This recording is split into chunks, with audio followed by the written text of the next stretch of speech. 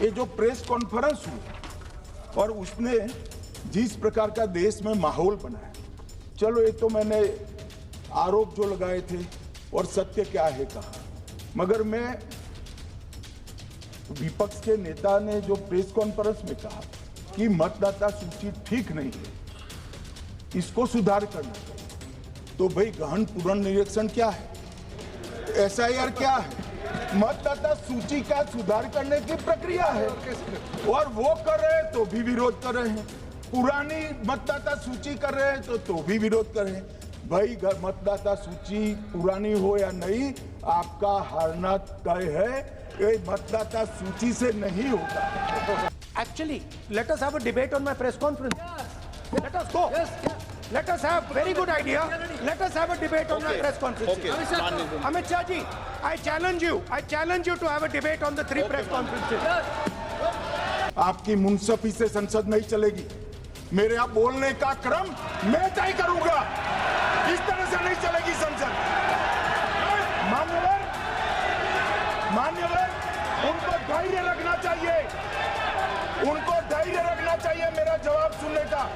इनकी एक एक बात का जवाब मैं दूंगा, मगर मेरे भाषण का क्रम वो तय नहीं कर सकते, मैं करूंगा क्योंकि मैं बोल रहा हूं।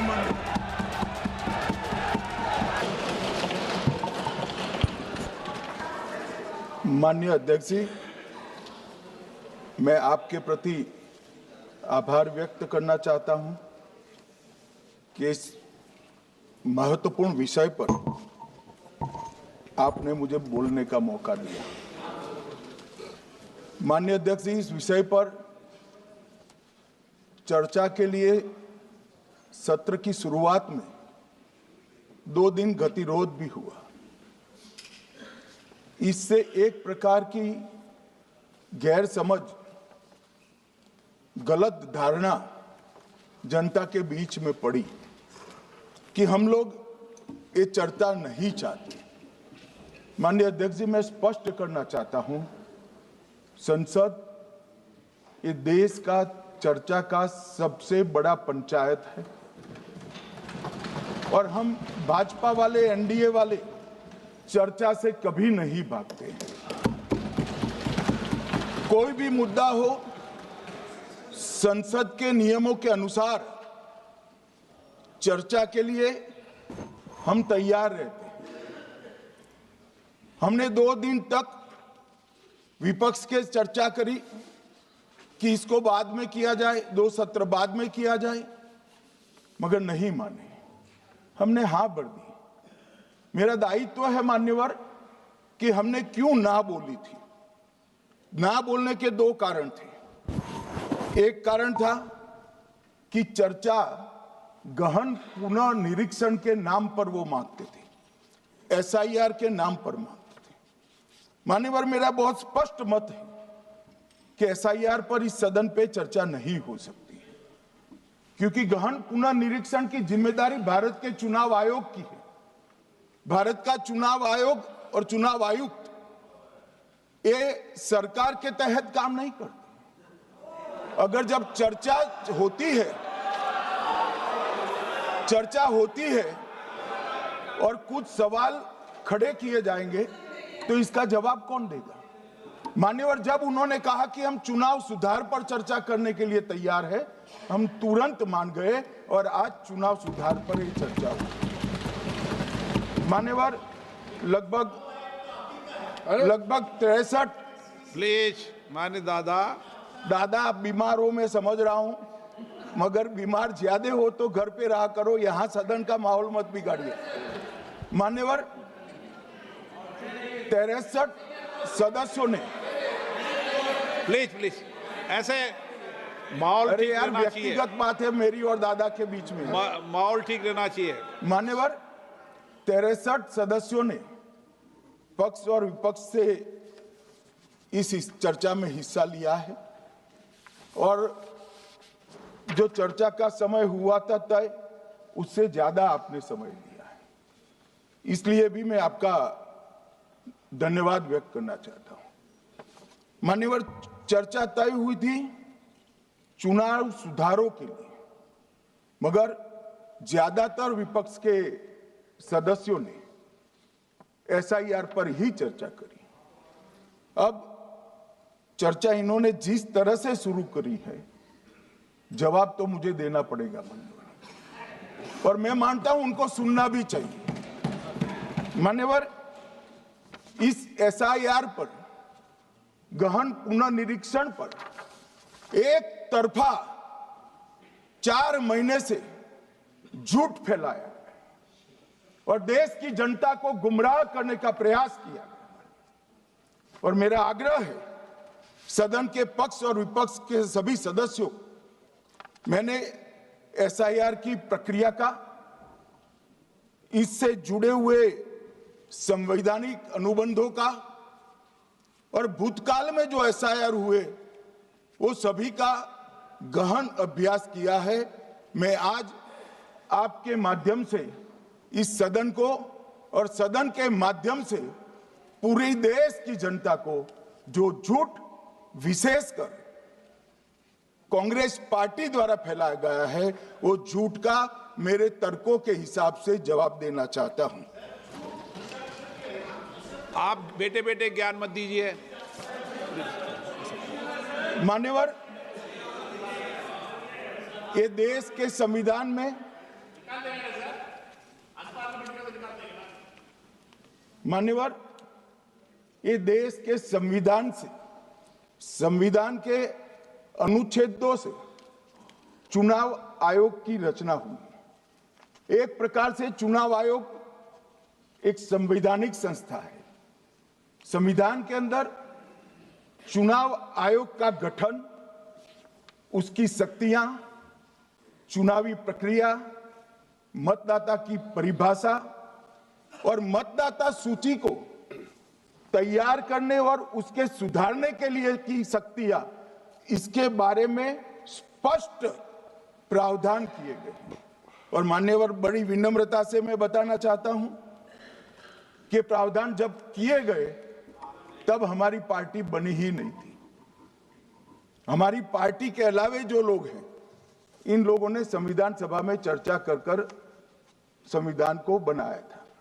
इसलिए ये पूरी चुनाव की प्रक्रिया जो संविधान के अंदर व्याख्यायित की गई है और आज जो हो रहा है, ये दोनों के बीच में क्या अंतर है और आरोप क्या है, इसको मैं जवाब देना चाहता हूं। माननीय, फ्री एंड फेयर चुनाव कराने का हमारा संविधान ने जिम्मेदारी चुनाव आयोग की तय की। मतदाता सूची बनाने की और मतदाता सूची में सुधार करने की जिम्मेदारी भी चुनाव आयोग को दी। अनुच्छेद संविधान के भाग 15 में अनुच्छेद 324, इसमें चुनाव आयोग का गठन, चुनाव आयुक्त की नियुक्ति, लोकसभा, राज्यसभा, विधानसभा, उपराष्ट्रपति और राष्ट्रपति, ये सभी चुनाव का संपूर्ण नियंत्रण संविधान ने चुनाव आयुक्त को दिया है। और चुनाव आयुक्त एक से ज्यादा हो तो इलेक्शन कमिश्नर को दिया है। अब 325 जो अनुच्छेद है वो किसी भी पात्र मतदाता को मतदाता सूची से बाहर नहीं रखा जाता, इसका प्रावधान करता है। मगर 326 एक गहन पुनर्निरीक्षण के लिए, एसआईआर के लिए बहुत महत्वपूर्ण है। क्या है 326 मान्यवर? इन्होंने मतदाता की पात्रता, योग्यता और मतदाता होने की शर्तें आर्टिकल 326 में तय की है। और वो शर्तें क्या है? सबसे पहली शर्त है कि मतदाता भारत का नागरिक होना चाहिए, विदेशी नहीं होना चाहिए। ये सबसे पहली शर्त। और ये कह रहे हैं कि चुनाव आयोग क्यों ये कर रहा है? भाई, इसका दायित्व है इसलिए कर रहे हैं। दूसरी है 18 साल से ज्यादा आयु का व्यक्ति मतदाता बन सकता है। तीसरा, वैधता का निर्धारण मानसिक असमर्थता, अपराध और भ्रष्टाचार में संलिप्तता के लिए जो कानून ने समय समय पर तय किया है इसके पर। तो ये 3 पात्रताओं के आधार पर भारत के मतदाता होने की बात तय होती है। और ये 3 चीजें किसने देखनी है मान्यवर? चुनाव आयुक्त को देखनी है। चीफ इलेक्शन इलेक्शन कमीशन मतलब चीफ इलेक्शन कमिश्नर और कमिश्नर्स ने देखनी है। और 327 में मतदाता सूची, सीमांकन, चुनाव संचालन और उसके लिए कानून बनाने की सिफारिश संसद को करने की सत्ता चुनाव आयोग को दी है। कल हमारे सदस्य मनीष तिवारी कहते थे गहन पुनर्निरीक्षण का इनको अधिकार ही नहीं है। आर्टिकल 327 पूर्ण अधिकार देता है कि मतदाता सूची इस व्याख्या के आधार पर बनाने का अधिकार चुनाव आयोग को है। मान्यवर, अब एसआईआर पर ही सवाल उठा दिए। मान्यवर, इन्होंने कहा कि एसआईआर आज क्यों हो रहा है। मैं इनको थोड़ा इतिहास बता, और मान्यवर एक नई फैशन हो गई है, इतिहास बताते हैं तो नाराज हो जाते हैं कि आप इतिहास मत बताइए। अरे भला कोई भी प्रक्रिया, कोई भी देश, कोई भी समाज इतिहास को छोड़कर कैसे आगे बढ़ सकता है? इतिहास कोई भी समाज का महत्वपूर्ण अंग है। मान्यवर, हमारे लोकतांत्रिक इतिहास की शुरुआत 1952 से हुई। तो सबसे पहला गहन पुनर्निरीक्षण एसआईआर कब हुआ? 1952 में। एसआईआर की क्या जरूरत है वो कहते हैं, इसलिए मैं कहता हूं। तो उस वक्त प्रधानमंत्री कौन थे? जवाहरलाल नेहरू। किस पार्टी से थे? कांग्रेस पार्टी से। दूसरा कब हुआ? 1957 में। फिर जवाहरलाल नेहरू प्रधानमंत्री थे, कांग्रेस पार्टी से थे। तीसरा हुआ 61 में, उसमें भी जवाहरलाल नेहरू प्रधानमंत्री थे और कांग्रेस पार्टी थे। 65-66 में भी हुआ, एक ही गहन पुनर्निरीक्षण 2 साल में हुआ। उस वक्त भी श्री लाल बहादुर शास्त्री प्रधानमंत्री थे, कांग्रेस पार्टी थे। 83-84 में हुआ, इंदिरा जी थी। 87-89 में हुआ, राजीव गांधी थे। 92-93-95 में हुआ, नरसिम्हा राव थे। 2002 और 3 में हुआ, तब श्री अटल बिहारी वाजपेयी थे। मान्यवर, 2004 में गहन पुनर्निरीक्षण समाप्त हुआ, तब डॉक्टर मनमोहन सिंह जी प्रधानमंत्री थे। तो 2, 3, 4 का एक गहन पुनर्निरीक्षण हुआ, एसआईआर हुआ। उसमें 2 साल एनडीए के प्रधानमंत्री थे, भाजपा के थे, और 1 साल डॉक्टर मनमोहन सिंह। 2004 के बाद सीधा 2025 में गहन पुनर्निरीक्षण हो रहा है। और इस वक्त हम हैं। एक पूरा गहन पुनर्निरीक्षण एसआईआर की प्रक्रिया का आज तक 2004 तक किसी भी दल ने विरोध नहीं किया है मान्यवर, क्योंकि ये चुनाव को पवित्र रखने की प्रक्रिया है। चुनाव के उद्देश्यों को, लोकतंत्र को स्वस्थ रखने की प्रक्रिया है। अगर लोकतंत्र में चुनाव जिसके आधार पर होते हैं वो मतदाता सूची ही प्रदूषित है, तो चुनाव कैसे साफ और सुथरे हो सकते हैं? समय समय पर मतदाता सूची का गहन पुनर्निरीक्षण जरूरी है। इसलिए चुनाव आयोग ने फैसला किया कि 2025 में इसको किया जाएगा। मान्यवर, एक बीच में एक घटना मैं जरूर कहना चाहूंगा। 2010 में एक चुनाव आयुक्त महोदय ने निर्णय किया कि रिटर्निंग ऑफिसर को मतदाता सूची में से नाम काटने का अधिकार नहीं है।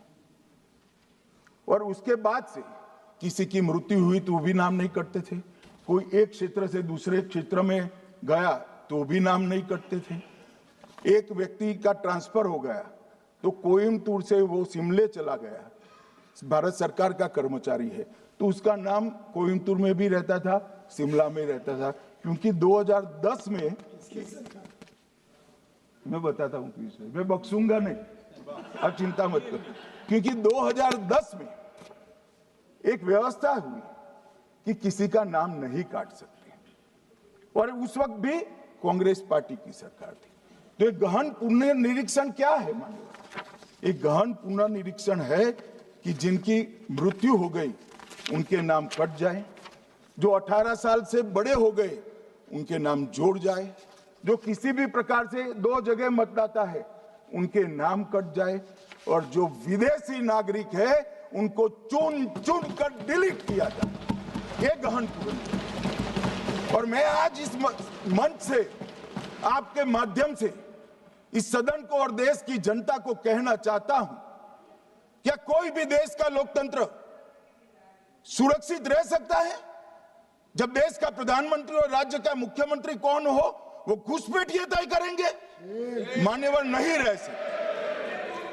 एक मतदाता का एक से ज्यादा जगह पर वोट होना चाहिए। मान्यवर, एक से ज्यादा जगह पर वोट होना चाहिए। जो लोगों का मृत्यु हो चुका है, मान्यवर, जिन लोगों का मृत्यु हो चुका है उनका वोट मतदाता सूची में होना चाहिए। मान्यवर, ये SIR और कुछ नहीं है, मतदाता सूची का शुद्धिकरण है। मैं मानता हूं इससे कुछ दलों के राजनीतिक स्वार्थ आहत होते हैं।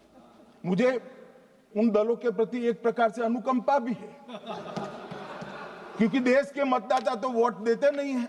ये थोड़े विदेशी दे देते थे, वो भी चले जाएंगे। मगर मान्यवर, क्या हमने भारत के नाते निर्णय करना पड़ेगा कि इस देश की संसद को चुनने के लिए, राज्य की विधानसभा को चुनने के लिए विदेशी को वोट देने का अधिकार देना है या नहीं देना है? और मेरा मत है, मेरा विनम्र मत है मान्यवर, कि ये नहीं देना चाहिए।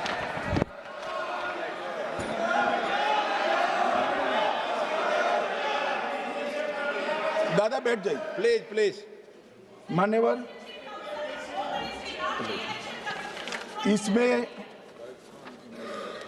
इसमें कानूनी स्थिति का प्रश्न नहीं है। अभी सांसद महोदया बोला कि इलेक्शन कमीशन का अधिकार नहीं है।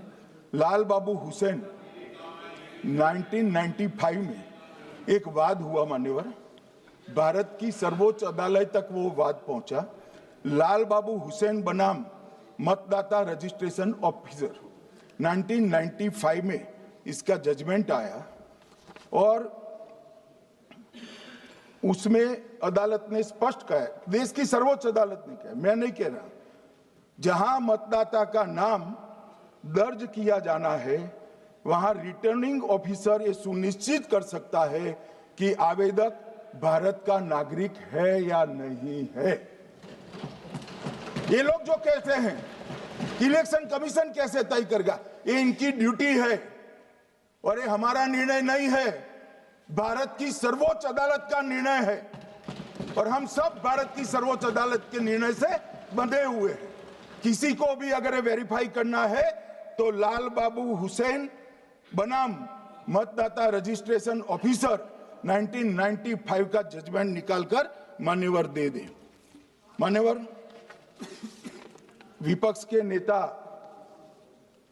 राहुल गांधी जी ने 5 नवंबर 2025 को एक प्रेस कॉन्फ्रेंस में परमाणु बम फोड़ा। अब वो परमाणु बम के अंदर उन्होंने कहा कि हरियाणा में एक ही घर में 501 वोट पड़ गए।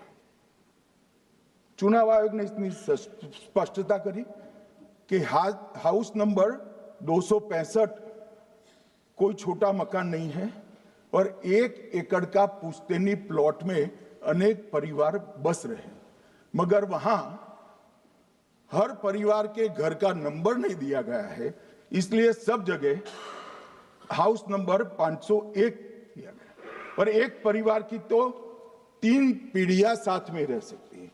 और पुराने नंबर से ही जब हरियाणा में कांग्रेस की सरकार चुनी गई तब से ये नंबर इसी तरह से चल रहा है। ये ना कोई फर्जी घर है ना फर्जी वोटर है। मान्यवर, वोट चोरी का नैरेटिव बनाने के लिए मान्यवर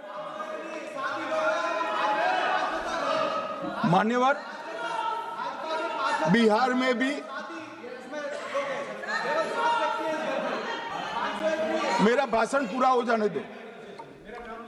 नहीं, आप अभी पूरा भाषण नहीं हुआ। नहीं कई बार नाम आएगा।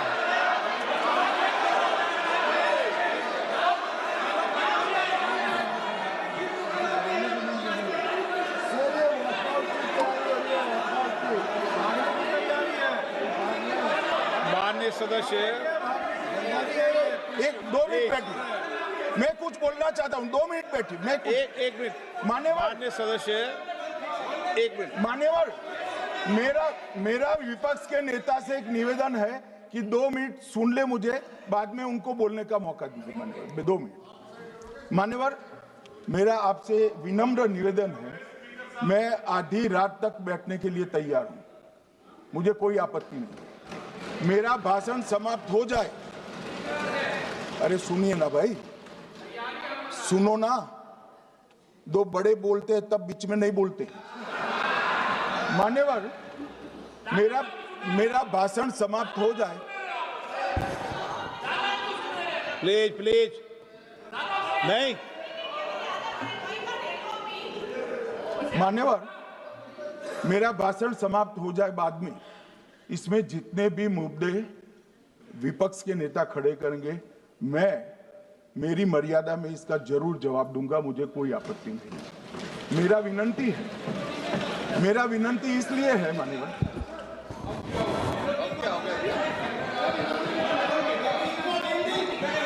एक मिनट, उनको पूरी बात करने दें। हाँ। मान्यवर, मेरा विनंती भी मान्यवर, नो प्लीज डिबेट नहीं करते बेटे। मान्यवर, मेरा विनंती इसलिए है कि शायद वो जो मुद्दा खड़ा करना चाहते हैं उसका जवाब मेरे आगे भाषण में आ जाएगा तो मुद्दा ही नहीं बचेगा, इसलिए मैं कह रहा हूं मुझे पूरा सुन लिया जाए। मान्यवर, बिहार में एक मतदाता की उम्र 34 साल बताई गई, 34 साल की है, इसको 124 साल बताया गया। सच था कि इसमें उम्र 124 बार छपी थी। बाद में मिंता देवी जी ने खुद बताया कि उन्होंने ऑनलाइन आवेदन किया था और वो ऑनलाइन आवेदन करने में गलती हो गई, इसके कारण उम्र 124 बार साल छपी थी। अब इसके आधार पर मतदाता सूची पर प्रश्न कर दिए। सुबोध कुमार नवादा, प्रेस कॉन्फ्रेंस में कहा गया कि एक राजनीतिक दल के बीएलए है, इनका नाम कभी आया ही नहीं, वो भी सच नहीं निकला। रंजू देवी रोहतास, उनको कहा कि एक कार्यकर्ता, उन्होंने बाद में रंजू देवी जी ने स्टेटमेंट दिया, जबरन बुलाकर उनकी वोटर लिस्ट से नाम काट लिया गया, ऐसा आरोप हुआ। तो रंजू देवी ने यही कहा कि कांग्रेस के कार्यकर्ताओं को कहने पर मैंने गलत जानकारी दी थी। मान्यवर, ये जो प्रेस कॉन्फ्रेंस हुई और उसने जिस प्रकार का देश में माहौल बनाया, चलो ये तो मैंने आरोप जो लगाए थे और सत्य क्या है कहा, मगर मैं विपक्ष के नेता ने जो प्रेस कॉन्फ्रेंस में कहा कि मतदाता सूची ठीक नहीं है, इसको सुधार करना चाहिए, तो भाई गहन पुनर्निरीक्षण क्या है, एसआईआर क्या है, मतदाता सूची का सुधार करने की प्रक्रिया है, और वो कर रहे हैं तो भी विरोध कर रहे हैं, पुरानी मतदाता सूची कर रहे हैं तो भी विरोध कर रहे हैं। भाई मतदाता सूची पुरानी हो या नहीं, आपका हारना तय है, ये मतदाता सूची से नहीं होता। मान्यवर, उन्होंने कहा, अपने लॉजिक के समर्थन में कहा कि भारतीय जनता पार्टी को कभी एंटी इनकम्बेंसी का सामना नहीं करना पड़ता। मान्यवर, एंटी इनकम्बेंसी इनके खिलाफ होती है जो जनहित के विरुद्ध काम करे। ये बात सही है कि भाजपा को एंटी इनकम्बेंसी का फायदा बहुत विरोध बहुत कम करना पड़ता है। हमारी सरकारें बार बार चुनकर आती हैं, चाहे राज्य में है या केंद्र में, परंतु ऐसा नहीं है कि हम 2014 के बाद एक भी चुनाव नहीं हारे। छत्तीसगढ़ में 18 में हारे, राजस्थान में 18 में हारे, मध्य प्रदेश में 18 में हारे, कर्नाटक में भी 14 के बाद हारे, तेलंगाना में हम जीत नहीं पाए, चेन्नई में हम जीत नहीं पाए, बंगाल में भी हम हारे। भाई तो तब तो ये मतदाता सूची बहुत अच्छी होती है, तब से नए कपड़े पहनकर आप शपथ ले लेते हो। उस वक्त मतदाता सूची का विरोध नहीं करते हो, और जब मुंह की पटखनी पड़ती है बिहार की तरह, तब मतदाता सूची का विरोध करते हो। माननीय मेरे दोहरे मापदंड नहीं चलेंगे लोकतंत्र में। जब आप जीतते हो तब चुनाव आयोग महान है, जब आप हारते हो तो चुनाव आयोग निकम्मा है, बीजेपी का कहने पर चलता है। जब आप जीतते हो मतदाता सूची अच्छी है, मतदाता सूची अच्छी है, और जब आप हारते हो तो मतदाता सूची खराब है। मान्यवर, मुझे कोई आपत्ति नहीं, इस प्रकार का भ्रांति फैलाए तो फैलाए। मेरा दायित्व है कि इस देश की जनता को एक ड्यूअल स्टैंडर्ड की जानकारी देना, जो मैं आज इस सदन में खड़े होकर दे रहा हूं। मान्यवर, आगे पर भी मैं इस विषय को कहूंगा, और ढेर सारे आरोपों के मेरे पास जवाब है।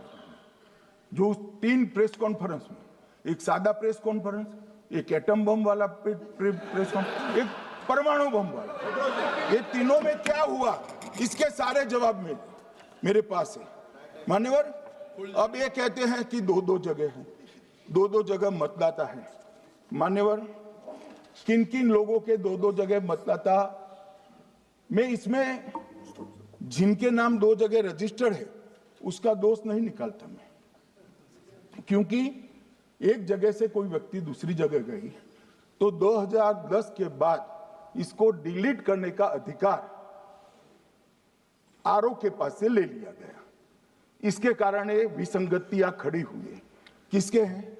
श्री प्रशांत किशोर जी के 2 जगह मतदाता है, पवन खेरा जी का भी है, तेजस्वी यादव का स्वयं का है, टी सिद्दीकी एनआईसी केरल के नेता का है, मान्यवर संजय सिंह आप पार्टी के नेता के हैं, एक किशोरी पेडनेकर यूबीटी शिवसेना के हैं, इनका भी है।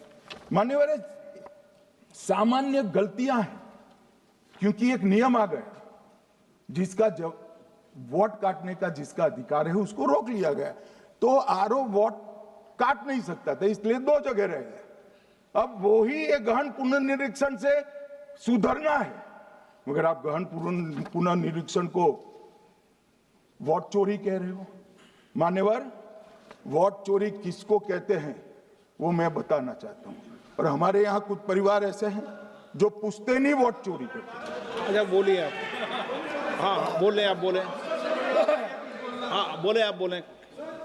स्पीकर सर, मेरा कल एक सवाल था, जो हिंदुस्तान के इतिहास में पहली बार डिसीजन लिया गया कि इलेक्शन कमीशन को, इलेक्शन कमिश्नर्स को फुल, नहीं फुल इम्यूनिटी दी जाएगी। ठीक है, ये है ना, इसका जवाब इसका पीछ मैं खत्म नहीं किया सर। इसके पीछे जो थिंकिंग थी वो हमें सबसे पहले बताएं। ठीक है। दूसरी बात, नहीं हरियाणा की जहां इन्होंने बात की, इन्होंने एक उदाहरण लिया, वहां पर अनेक उदाहरण हैं। वो भी आपने दिया था ना, 19 वो भी आपने दिया था, इसलिए दिया वो भी। 19 लाख वहां पे फेक लोग, वो उदाहरण आपने दिया था, इसलिए उसका जवाब दिया। और ये भी हमें बता दीजिए, actually let us have a debate on my press conference. Yes. Let us go. Yes. Let us have very good idea. Let us have a debate on my press conference. Okay. Amit Shah ji, I challenge you to have a debate on the 3 press conferences. Yes. Please. ठीक है, बैठ जाइए, बैठ जाइए। माननीय, please माननीय, आपने बात की थी, प्लीज। डिबेट ही तो चल रही है। उत्तर प्रदेश में और हरियाणा में दोनों चुनाव में वोट कैसे दे रहे हैं? प्लीज ये भी जवाब दे दीजिए। माननीय गृहमंत्री जी। मान्यवर, पहली बात मैं स्पष्ट करना चाहता हूं, मैं 30 साल से विधानसभा और संसद में जनप्रतिनिधि के रूप में चुनकर आता हूं। मुझे लंबा अनुभव है संसदीय प्रणाली का। विपक्ष के नेता महोदय कहते हैं कि पहले मेरी बात का आप जवाब दीजिए, मैं सुनना चाहता हूं। आपकी मुनसफी से संसद नहीं चलेगी। मेरे आप बोलने का क्रम मैं तय करूंगा। इस तरह से नहीं चलेगी संसद। मान्यवर, उनको धैर्य रखना चाहिए, उनको धैर्य रखना चाहिए मेरा जवाब सुनने का। इनकी एक एक बात का जवाब मैं दूंगा, मगर मेरे भाषण का क्रम वो तय नहीं कर सकते, मैं करूंगा, क्योंकि मैं बोल रहा हूं।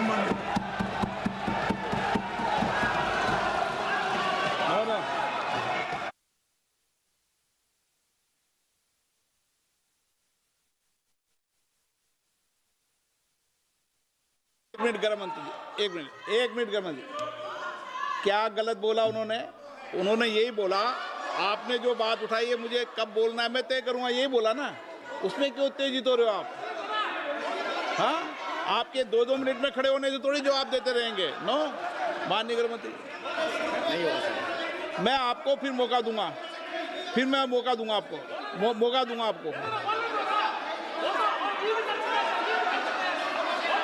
हाँ बोलिए, बोलिए सर।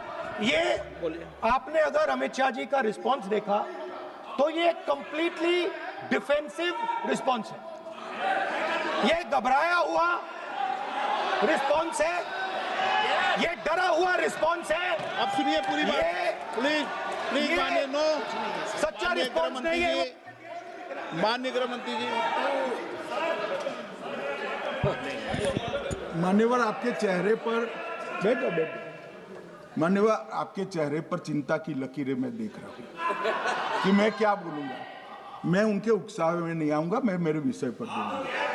मान्यवर, मैंने इतना ही कहा कि मैं मेरे भाषण का क्रम मैं तय करूंगा।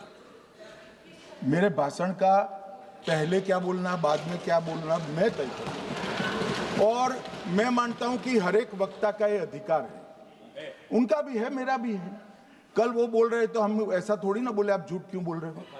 हम नहीं बोले, नहीं बोल सकते साहब। वो माननीय विपक्ष के नेता है, वो बोल सकते अपना भाषण। मान्यवर, और मैंने तो ये भी कहा, मेरा पूरा भाषण छूट कर कुछ बच जाता है तो आप पूछिएगा, मैं जवाब दूंगा।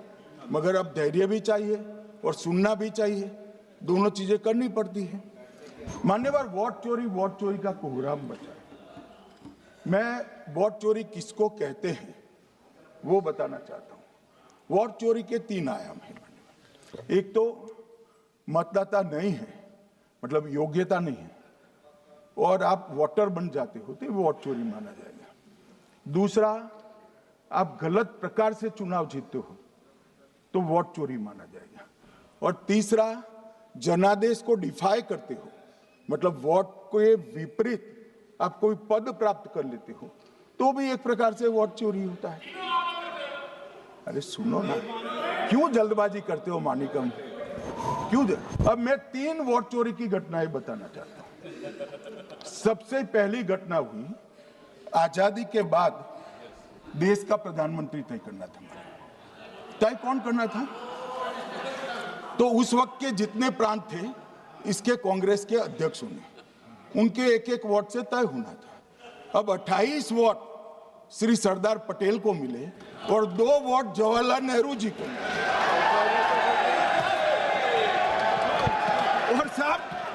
और साहब प्रधानमंत्री जवाहरलाल जी बने। मान्यवर,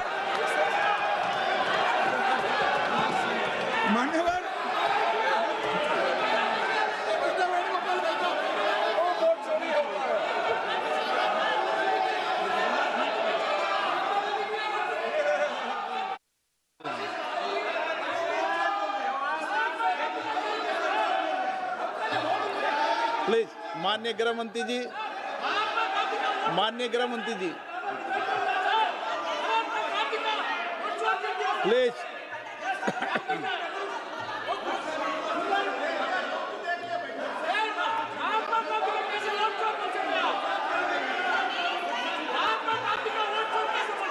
बैठो, बैठिए माने, प्लीज।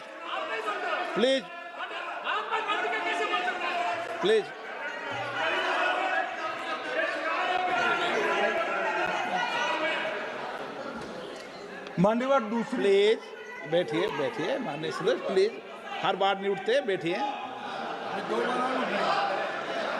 मान्यवर दूसरे प्रकार की वोट चोरी और नैतिक तरीके से चुनाव जीता, ऐसी वोट चोरी भी भूतकाल में एक बार हुई थी। श्रीमती इंदिरा गांधी रायबरेली से चुनी गई।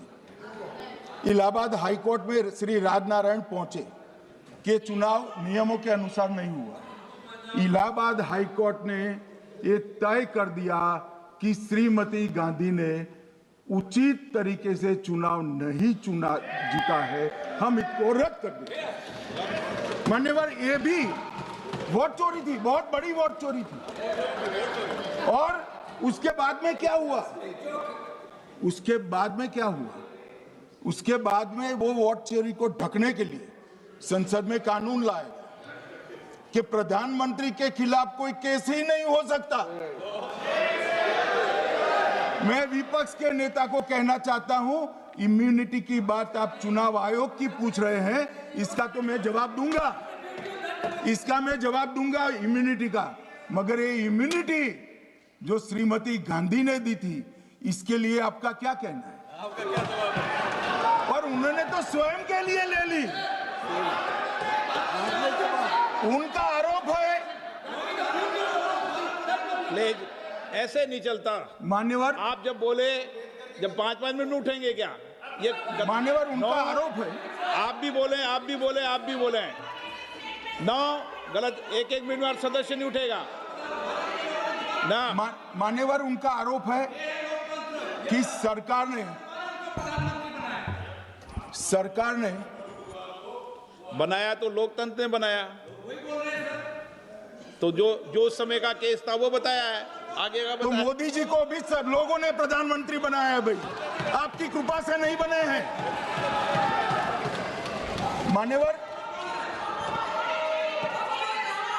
मान्यवर नो प्लीज, से मानित तरीका ठीक नहीं है आपका, 2-2 मिनट में उठना। मान्यवर विपक्ष के नेता ने कहा कि आपने चुनाव आयुक्तों को इम्यूनिटी दी। इनका आरोप सत्य नहीं है, मैं इसकी बात बाद में करता हूं। परंतु हमने तो चलो मानो चुनाव आयुक्त को इम्यूनिटी दी, श्रीमती गांधी ने तो अपने आप को इम्यूनिटी दी।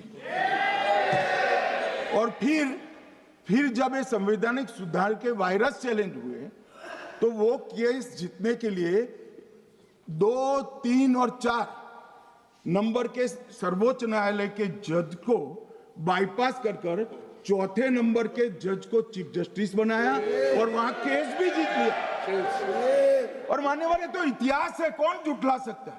इनको कोई पढ़ाता नहीं है इतिहास, ये तो इतिहास है, सर्वोच्च अदालत और संसद के रिकॉर्ड में रखा हुआ इतिहास है। इसके खिलाफ लल्लन सिंह जैसे कितने लोग पूरा जीवन लड़े बिहार में, इमरजेंसी के खिलाफ जेल में गए, लाखों लोग गए। और तीसरी वोट चोरी कहना चाहता हूं, तीसरी वोट चोरी का प्रकार मैंने बताया था कि योग्यता नहीं है और मतदाता बन जाना। अभी एक वाद पहुंचा है, वाद मतलब डिस्प्यूट पहुंचा है दिल्ली की सिविल अदालत में। उसमें डिस्प्यूट ये है कि सोनिया गांधी जी इस देश की नागरिक बनने से पहले मतदाता बने।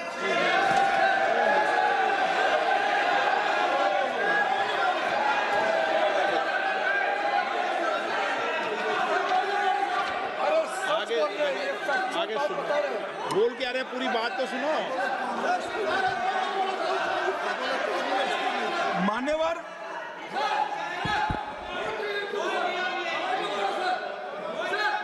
मान्यवर मैंने इतना ही कहा है कि अदालत में केस चल रहा है जो फैक्चुअल है। अब जवाब तो उनको अदालत में देना है, सोनिया जी ने यहां क्यों दे रहे? अदालत में जवाब देना है।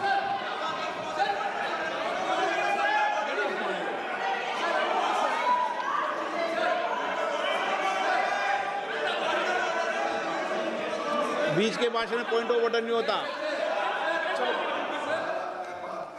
नहीं है सर, दिलाइए सर। मुझे याद है जो माननीय सदस्य नहीं है, ये 352 ये रहा।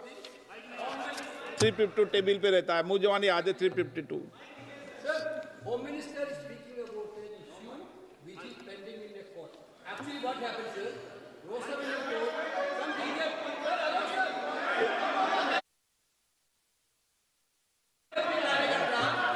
filed a case on Madam Sonia Gandhi's voting on that 80. Sir, that Ross Avenue Court dismissed that case without, there is no substance in that case. Okay. After that, the same person given an appeal. Gandhi not even voted in that election. I am challenging Home Minister. Okay. Sonia Gandhi not even voted that election. Can you prove it? Can you prove it? Sir, misleading statement a Home Minister doing. Sir, you are, what is this, sir? एक minute please दादा, एक minute please. No, बैठिए। No मान्य please. देखिए मान्य सदस्य, 2 दिन से मैं चर्चा को सुन रहा हूं और 352 आपने भी पढ़ा है, मैंने भी पढ़ा है, ठीक है ना। कई बार इधर से भी उधर से भी इस विषय को कई बार बोला गया है। जब डिबेट चलती है उसके संदर्भ में कई विषयों को बोला जाता है, ठीक है ना। और इसीलिए सुनिए बात, माननीय गृह मंत्री जी ने, आपने आधी बात सुनकर हर 2-2 मिनट में उठने लगोगे, ऐसे चर्चा नहीं होती। आप उनकी पूरी बात को सुनिए, क्या संदर्भ था, उन्होंने कोई फैसला नहीं दिया है, उन्होंने एक जानकारी जो आई है वो जानकारी सदन के पटल पे रखी है। अब मुझे सुनिए तो, अब आपने एक मुद्दा खड़ा किया, मुझे जवाब तो देने दीजिए। मान्यवर, मैंने कुछ ऐसा नहीं कहा, मैंने सिर्फ इतना कहा है कि एक वाद दायर हुआ है दिल्ली की अदालत में, मैंने कोई कंक्लूजन नहीं कहा। मैंने कहा कंक्लूजन का, मैंने कोई कंक्लूजन नहीं कहा। कंक्लूजन तो जब उनका नोटिस का जवाब वो दे देगी तब अदालत देगी, तब फिर से बताऊंगा मैं। मगर अभी तो मैंने सिर्फ इतना कहा है कि वहां एक केस रजिस्टर्ड हुआ है जिसमें श्रीमती गांधी को नोटिस इश्यू किया है। इसमें इतने लाल पीले होने की जरूरत क्या है? मान्यवर, हम सबका साझा दायित्व है, हम भी विपक्ष में बैठे, हम चुनाव जितने जीते हैं इससे ज्यादा हारे हैं। हम लोगों का तो एक प्रकार से पौना जिंदगी ही विपक्ष में ही चला गया, चाहे राज्य हो या केंद्र हो। कई चुनाव हमारे, हमने चुनाव आयुक्त और चुनाव आयोग पर कभी आरोप नहीं लगाए। एक नया पैटर्न खड़ा हुआ, एक नया पैटर्न। मैं पूरा वाक्य नहीं बताना चाहता। श्रीमती ममता बनर्जी ने चुनाव आयोग पर आरोप लगाए, स्टालिन जी ने लगाए, बीडी सतीशन जी ने लगाए, श्री राहुल गांधी ने लगाए, मल्लिकार्जुन खड़गे जी ने लगाए, तेजस्वी यादव जी ने लगाए, अखिलेश यादव जी ने लगाए, वी शिवन कुट्टी ने लगाए, हेमंत सोरेन जी ने लगाए, भगवंत मान जी ने लगाए। अब पहले तो ऐसी परंपरा सिर्फ कांग्रेस पार्टी में थी, मगर संपर्क का दोष कहता होता है साहब, ये सारे इंडिया अलायंस वाले चुनाव आयोग के खिलाफ आए। मान्यवर, चुनाव आयोग एक तटस्थता से चुनाव कराने वाला संस्थान बनाया गया और इसकी मान्यता कोई पॉलिटिकल पार्टी ने नहीं दी, भाग और अनुच्छेदों के तहत हमारे संविधान ने दी है। और ये संवैधानिक प्रक्रिया है। इस संवैधानिक प्रक्रिया पर सवाल खड़े कर कर, अनर्गल आरोप कर कर आप पूरे चुनाव आयोग की एक प्रकार से पूरे दुनिया में इसकी छवि को धूमिल करने का काम कर रहे हैं। आपको लगता है कि आप सरकार की छवि धूमिल करें? ना जी, आप पूरी दुनिया में भारत के लोकतंत्र की छवि को धूमिल करें। मान्यवर, सरकार का तो इतना ही सवाल है, मान्यवर सरकार का तो इतना ही सवाल है कि भारत के मतदाता क्या सोचेंगे। मगर मतदाता का सोचने का सवाल नहीं है। मतदाता को तो मालूम है कि हमने तो वोट दिया है इसलिए चुनकर आए हैं, तो उसके मन में कोई डाउट नहीं है। ये वोट चोरी करते रहे, घुसपैठिया बचाओ यात्रा निकाली और बिहार में 2/3 बहुमत से हम जीते। मान्यवर, ये जो नई परंपरा शुरू हुई कि देश के अंदर चुनाव न जीते तो चुनाव आयोग को बदनाम करो, चुनाव प्रक्रिया को बदनाम करो, मतदाता सूची को बदनाम करो, ये हमारे लोकतंत्र का भला नहीं करेगी। यही आयुक्त के तहत, यही सरकार के होते हुए आप कई चुनाव जीते, हम कुछ नहीं बोले, हम पार्टी में बैठकर इसकी मीमांसा की, मगर ये लोग चुनाव आयोग पर। प्लीज नो, आप बैठिए, आप ठीक है बैठिए। माननीय सदस्य प्लीज प्लीज। मान्यवर, मैं थोड़ी स्पष्टता के लिए आंकड़ा देना चाहता हूं। मई 14 में श्रीमान नरेंद्र मोदी इस देश के प्रधानमंत्री बने, तब से उनको आपत्ति है। तो एनडीए क्या क्या जीती? 3 लोकसभा चुनाव हम जीते, 41 राज्यों के विधानसभा चुनाव जीते, तो हम 44 विधानसभा टोटल चुनाव जीते हैं 2024 से 25 तक। मगर वो भी 30 चुनाव जीते हैं अलग अलग विधानसभा में, 30 जगह पे। अगर मतदाता सूची करेक्ट है तो क्यों शपथ लिया, क्यों चुनाव लड़ा? आप बताइए देश की जनता को। आप लोग यहाँ कैसे पहुंचे? श्री राहुल गांधी जहां से चुनकर आए थे, वो वायनाड की मतदाता सूची में भी मेरी पार्टी ने प्रेस कॉन्फ्रेंस कर इसी प्रकार की डिस्क्रिपेंसी को बताया है। इसका जवाब नहीं देते। हमने अमेठी का भी बताया है, इसका जवाब नहीं देते हैं।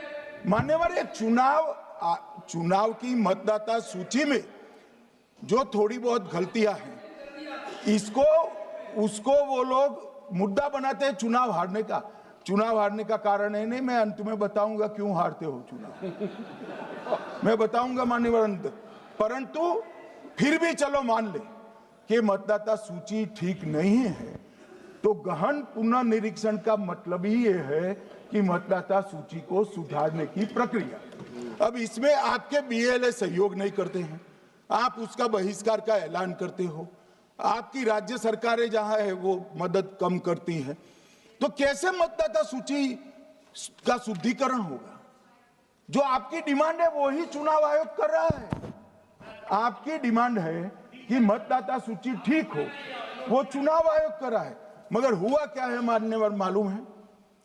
इनको अब अगर प्रेस में कोई पत्रकार उनको पसंद ना आए ऐसा सवाल पूछते हैं तो तुम बीजेपी के एजेंट हो ऐसा कहते हैं। मान्यवर, सवाल जो भी हो उसको लेना चाहिए।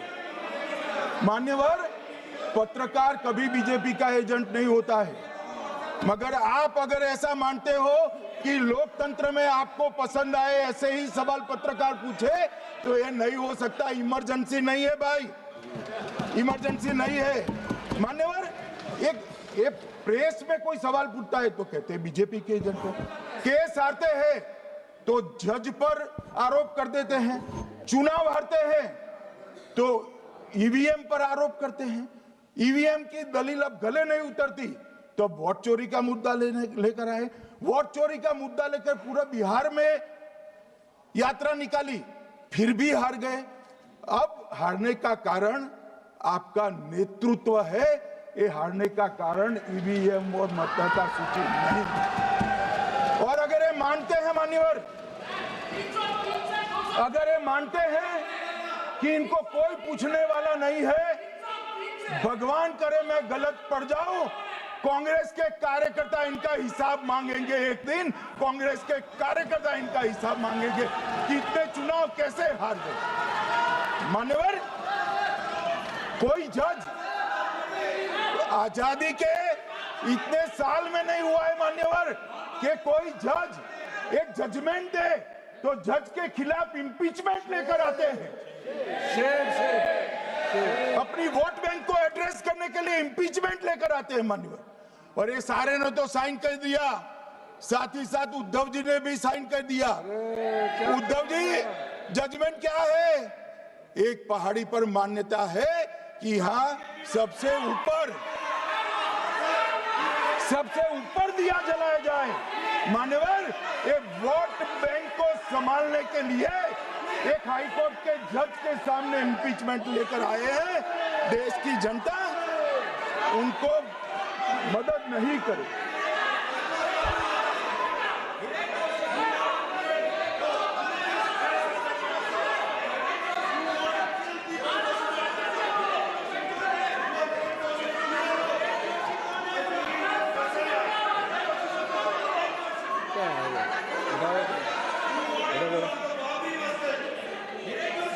Please no.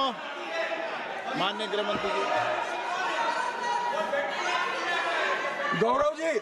गौरव जी बैठ जाइए। नया मुद्दा शुरू हो रहा है। प्लीज अरे भैया प्लीज मेरी बात सुनो ना। माननीय गृह मंत्री जी, माननीय गृह मंत्री जी, माननीय गृह मंत्री जी, नया मुद्दा शुरू हो रहा है, फिर से खड़ा होगा होना। आप बैठ जाइए प्लीज।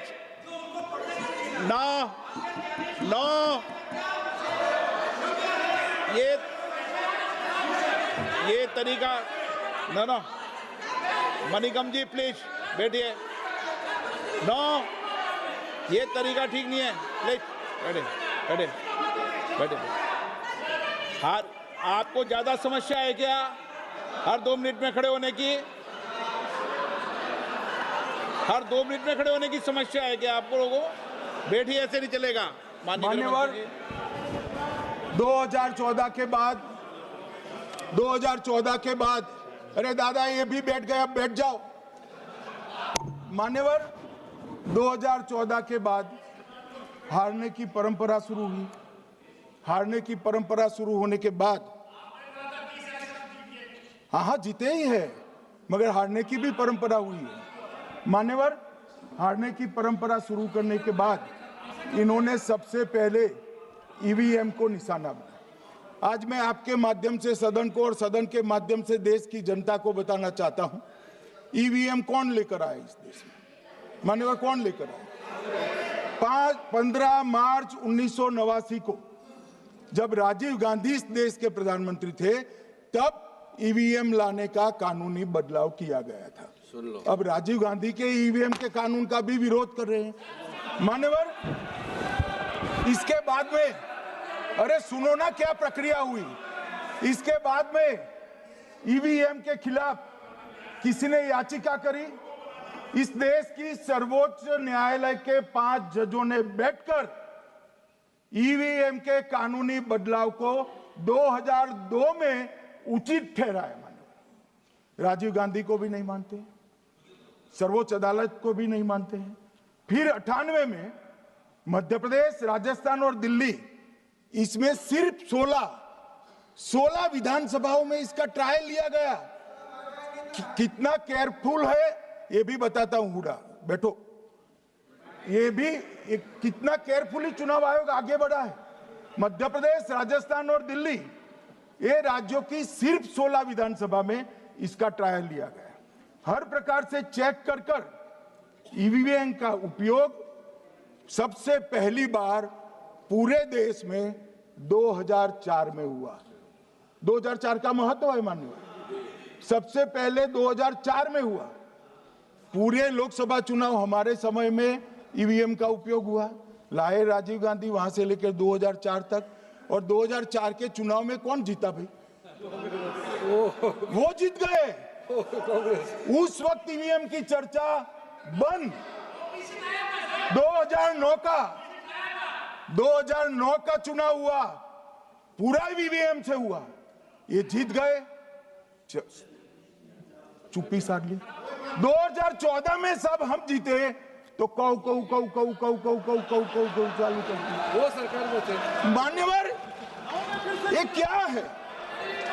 जब कानून आप लाए, मशीन आपने इंट्रोड्यूस किया, चुनाव आप पहला जीते मशीन से, दूसरा चुनाव जीते, मौत से 10 साल राज किया और हार गए तो फिर रोते हैं। मान्यवर, देश की जनता मानती है इसको। और दूसरी बार जब चुनाव आयोग को भी लगा कि सच्चे झूठे आरोप होते हैं तो इस पर रिसर्च की एक प्रक्रिया हुई। मानिएगा 5 साल रिसर्च के बाद वीवीपीएटी की इंट्रोडक्शन हुआ। ये वीवीपीएटी क्या है? मैं जब वोट दबाता हूं तो समझ गए दादा, धन्यवाद मान्यवर। मैं जब वोट दबाता हूं तो मैंने कमल के निशान पर वोट दबाया, तो पास में एक पर्ची निकलती है कि आपका वोट कमल के निशान पर रजिस्टर हो गया है। फिर भी आरोप हुए कि पर्ची वाले ये 2 अलग होते हैं। तो चुनाव आयोग ने निर्णय किया कि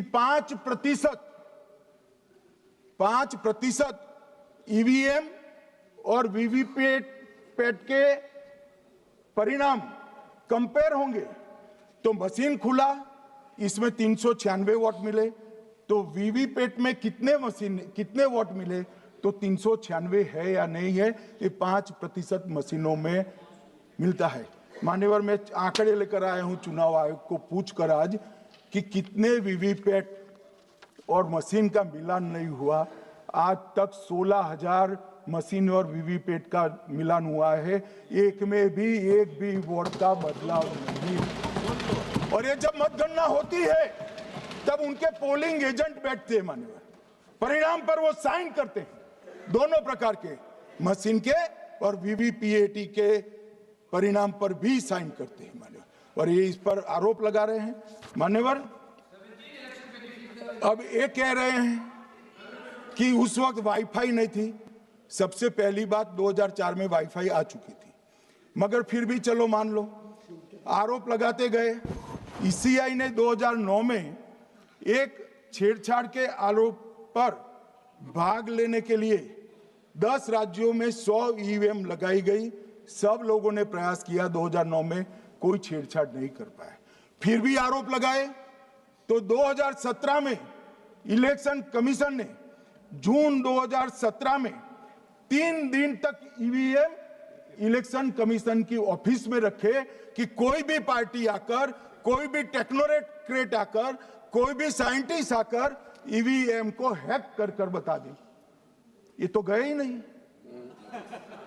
ये नहीं गए मान्यवर। ये सिर्फ प्रेस में आरोप करते, ना अदालत में जाते हैं, ना चुनाव आयोग के पर जाते मान्यवर, मगर एक्सपर्ट भी नहीं गए। आप कोई एक्सपर्ट भेज देते भैया, एक्सपर्ट भी नहीं भेजा। और मान्यवर 2017 में फिर चुनाव आयोग इस निर्णय पर पहुंचा कि आने वाले सब चुनाव ईवीएम से होते हैं। अब चुनाव आयोग ने तो निर्णय कर दिया, मगर मैं भी साहब थोड़ा ज्यादा सोचता हूं। तो मैंने सोचा ये चुनाव आयोग कहता है कुछ नहीं हो रहा है, कुछ नहीं हो रहा है, तो ये लोग आरोप क्यों लगाए?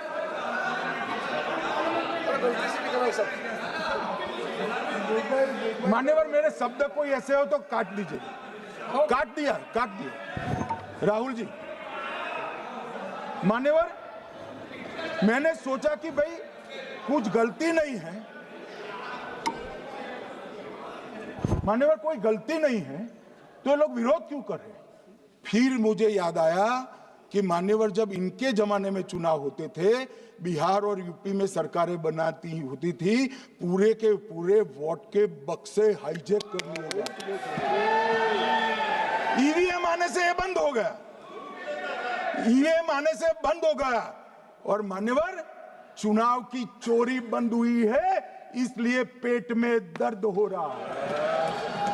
ईवीएम का दोष नहीं है, चुनाव जीतने का तरीका जनादेश नहीं था, करप्ट प्रैक्टिसेस थी, इसके कारण चुनाव जीतते थे। अब आज ये पूरे एक्सपोज हो चुके हैं। जब जनादेश पर चुनाव होता है तो आप जीत सकते हो, जीतो, स्वागत है उसका, मगर जब हारते हो तो अन्य कारण बताना, जैसे पहले मैंने कहा, ऐसा बताना ये ठीक नहीं है। मान्यवर, कल मैंने लीडर ऑपोजिशन का भाषण स्वयं यहां बैठकर सुना है। पूरा भाषण उनका धागों में उलझ गया, थ्रेड्स में उलझ गया। मान्यवर, ये कहते हैं पीएम का शेड्यूल देखकर चुनाव आयोग चुनाव तय करता है। मेरा सभी सांसद महोदय से करबद्ध निवेदन है कि चुनाव होने के पहले के 1 महीने पीएम का शेड्यूल, और पीएम को लगभग 24 और 16 कितना होता है, 40 महीना हो गया। इसमें से किसी भी 1 महीने का शेड्यूल दिखाओ। पीएम की गति ही इतनी है, कोई भी महीना उठाओगे तो इतने ही प्रवास करते हैं। मानवर, इसको चुनाव का कोई लेन देन नहीं है। हमारे प्रधानमंत्री जनसंपर्क में आजादी के बाद सबसे ज्यादा प्रवास करने वाला प्रधानमंत्री, और मैं जानता हूं साहब, मैं जानता हूं नरेंद्र मोदी जी को 2001 से मैं बता सकता हूं, एक भी दिन की छुट्टी नहीं, एक भी वैकेशन नहीं, लगातार जनता का काम करना। मैंने कभी नहीं देखा उनको वैकेशन में। कई बार इनका अनुकरण करने का प्रयास करते हैं तो बीपी बढ़ जाता है इतना, ये फिर रुक जाएंगे प्लीज। मान्यवर, ये पूरी चर्चा चुनाव सुधार पर थी। मैंने आज ये भी जांच करा,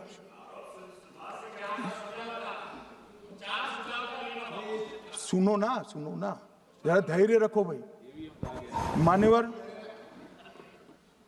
मैंने आज सुबह चुनाव आयोग के वहां जांच कराई। जांच मतलब कोई गोपनीय चीज नहीं पूछी है, आप इसका इशू मत बने। मैंने ये पूछा कि चुनाव सुधार के लिए मई 2014 के बाद कौन सी पार्टी से कितने आवेदन आपको मिले, क्योंकि चुनाव सुधार जो करना है इसकी प्रक्रिया क्या है। मान्यवर, चुनाव सुधार सभी राजनीतिक दलों के साथ चर्चा कर चुनाव आयोग भारत सरकार के विधि मंत्रालय को भेजता है, और विधि मंत्रालय इसका कानून बनाकर संसद के सामने रखता है। ये प्रक्रिया है। तो मैंने सोचा कि इतना बड़ा हो हल्ला हुआ तो ढेर सारे चुनाव सुधार कांग्रेस पार्टी ने दिए होंगे, तो मैं जरा उसका पूछा कर दूं, लगे हाथ तो इसकी भी बात कर लूं, इसमें गोपनीय क्या है। तो मैंने पूछा तो साहब मुझे एक रहस्य मालूम पड़ा कि आज तक मई 2014 से चुनाव आयोग को एक भी चुनाव सुधार का सुझाव कांग्रेस पार्टी से नहीं मिला। मान्यवर,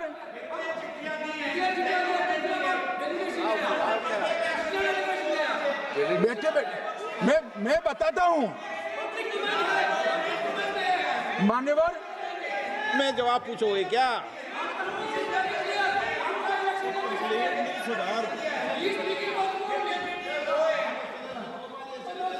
आप भी बोले, हर बोलने पर एक बार उठेंगे क्या?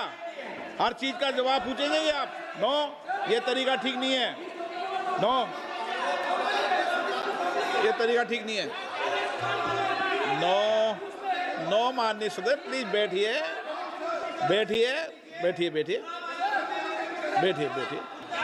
बैठिए। अच्छी परंपरा रखें। ओके।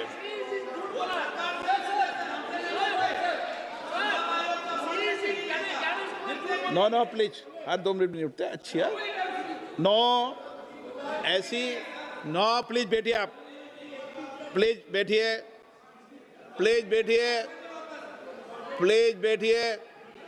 सुनिए, प्लीज बैठिए।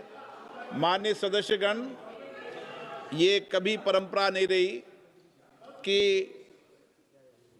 सत्ता पक्ष और प्रतिपक्ष का कोई भी माननीय सदस्य कभी बोल रहा हो तो हर विषय पर बैठे बैठे टिप्पणी करना या हर विषय पर खड़े होकर सवाल पूछना, ये परंपरा कभी नहीं रही।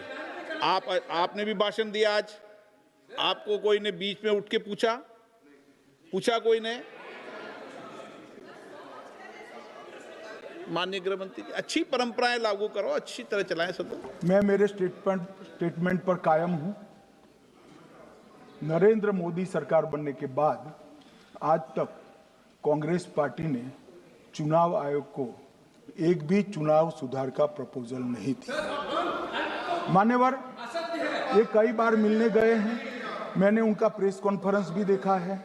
उनका प्रेस कॉन्फ्रेंस था चुनाव प्रक्रिया के अंदर उनका जो डिस्प्यूट है वो ऑनगोइंग इलेक्शन में इसको रजू करने का। चुनाव सुधार जो होता है, चुनाव के पहले चुनाव के नियम जो तय होते हैं, इसके लिए सभी दलों को बाकायदा पत्र लिखा जाता है और कोई मांगे तो उसको समय भी देना पड़ता है। एक ये मिनट, दो अलग चीजें। माननीय गृहमंत्री, मान्यवर, एक मिनट गृहमंत्री। माननीय सदस्यगण, सदन का समय माननीय गृह मंत्री जी के वक्तव्य की समाप्ति तक बढ़ाया जाता है। माननीय गृह मंत्री जी। मान्यवर, कर विपक्ष के नेता ने 3 सवाल पूछे थे और 4 सुझाव दिए थे। पहला सवाल था मुख्य न्यायाधीश को चुनाव आयोग चयन समिति से बाहर क्यों निकाला गया, पहला सवाल था। दूसरा सवाल था दिसंबर 2003 में कानून बदलकर चुनाव आयोग को पूर्ण प्रतिरक्षा क्यों दी गई, और तीसरा शार्प क्वेश्चन था सीसीटीवी फुटेज 45 दिन में नष्ट करने का कानून क्यों लाए। कानून नहीं लाए हैं, सर्कुलर चुनाव आयोग ने इश्यू किया है, मगर ठीक है, हार्द में समझ रहा हूं ये क्यों कर रहे हैं। ये 3 इसके जवाब थे। मान्यवर, मैं इसमें से सबसे पहले सवाल का जवाब देना चाहता हूं। मान्यवर, मुझे पूरा सुनकर जरा आप आपत्ति लीजिएगा, क्योंकि मैं बताऊंगा तो पास से ही, मगर वर्तमान का भी जवाब दूंगा। मान्यवर, 73 वर्ष तक इस देश में चुनाव आयोग की नियुक्ति का कोई कानून ही नहीं था। माननीय सभी सदस्य ध्यान से मुझे सुने, 73 साल तक इस देश में चुनाव आयोग की नियुक्ति का कोई कानून नहीं था। नियुक्ति प्रधानमंत्री सीधी कर देते थे। और मान्यवर, मैं आज ये पूरे देश को बताना चाहता हूं कि टोटल अब तक जितने चुनाव आयुक्त हुए और जितने मुख्य चुनाव आयुक्त और चुनाव आयुक्त, ये सभी इसी प्रकार से हुए। अब 2003 के कानून पर मैं बाद में आता हूं। 1950 से 1989 चुनाव आयोग एक सदस्यीय था। प्रावधान क्या था? कोई कानून नहीं था। प्रधानमंत्री जी फाइल भेजते थे राष्ट्रपति जी को और राष्ट्रपति जी नोटिफिकेशन बहाल नहीं करते। तो भाई उस वक्त बरोबर चुनाव था, सबसे अच्छा था। नहीं, मैं ये नहीं पूछता नियुक्ति की प्रक्रिया। मान्यवर, पूरा उनका 55 साल प्रधानमंत्री जी ने ही चुनाव आयोग को नियुक्त किया, तब तक कोई सवाल नहीं था। और नरेंद्र मोदी करते हैं तो उन पर सवाल उठाते हैं, मगर हमने तो ऐसा भी नहीं किया। मान्यवर, फिर 89 से 91, जब 89 में चुनाव आयुक्त उनकी सुनते नहीं थे, तो पहली बार उस पर ब्रेक लगाने के लिए चुनाव आयोग को बहुत सदस्यीय बनाया गया। ये बिहार के चुनाव के कारण ही हुआ, परंतु वो भी प्रधानमंत्री की फाइल से ही अपॉइंट होते हैं। और मान्यवर, 21 चुनाव आयुक्त, कमिश्नर और मुख्य चुनाव, और 21 और 29 इस प्रकार से हुए जिसमें कोई प्रधानमंत्री जी ही रखते थे। कांग्रेस पार्टी ने ही ये परंपरा बनाई थी, कानून भी कांग्रेस पार्टी ने बनाया था। मगर आज आरोप करना है इसलिए आपने चुनाव चोरी कर लिया, चुनाव चोरी कर लिया, चुनाव चोरी कहने से कुछ नहीं होता। जनता हमको सुनती है भाई, और हम जवाब भी देते हैं। मान्यवर, ये 50 से लेकर 2023 तक कोई कानून नहीं। बाद में 2023 में एक अनूप बरनवाल बनाम भारत सरकार मुकदमा हुआ। उसमें सुप्रीम कोर्ट ने कहा कि भाई चुनाव आयुक्त की नियुक्ति थोड़ी पारदर्शी होनी चाहिए। सुझावी था, ऑर्डर नहीं था। हमारे सॉलिसिटर जनरल ने वहां कंसेंट दी, तो उन्होंने कहा कि भाई हमें कानून बनाने में थोड़ी देर लगेगी और हमें इस पर कंसल्टेशन भी करना पड़ेगा, चुनाव आयोग से भी करना पड़ेगा।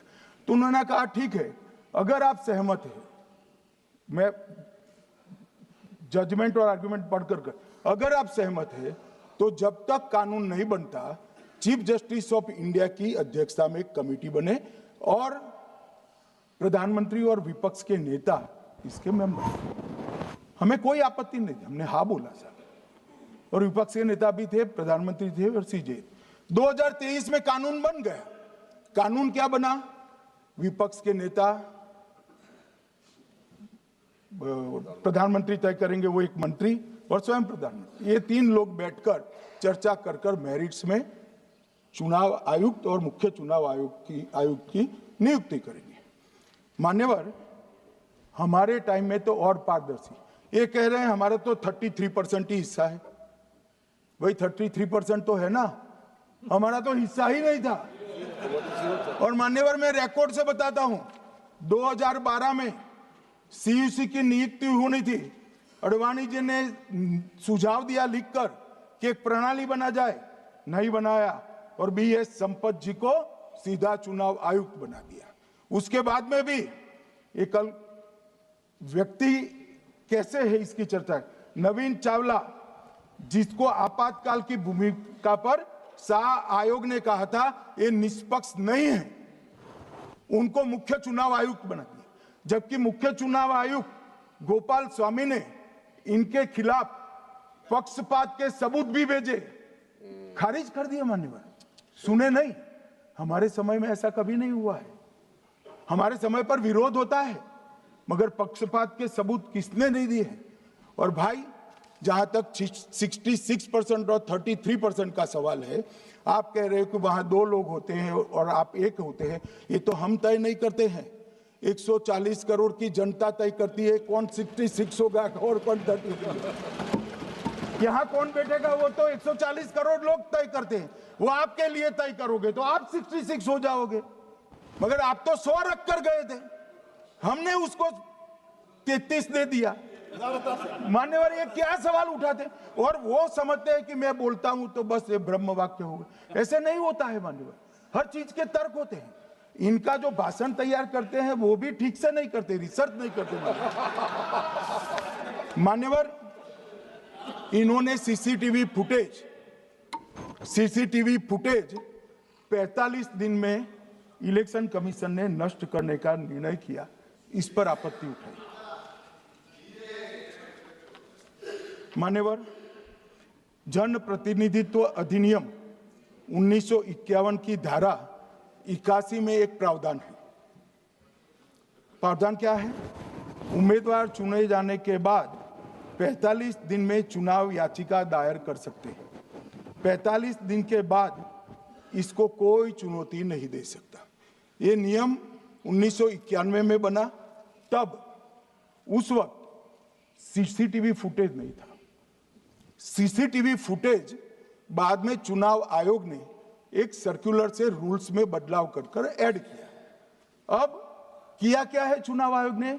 सीसीटीवी फुटेज का जो रिकॉर्ड है उसको जन प्रतिनिधित्व अधिनियम की 1951 की धारा 81 के साथ संरक्षित किया है, मतलब अलाइन किया है कि 45 दिन के बाद कोई डिस्प्यूट की प्रोविजन ही नहीं है एक्ट में, तो 45 दिन के बाद ये सीसीटीवी फुटेज क्यों रखना चाहिए?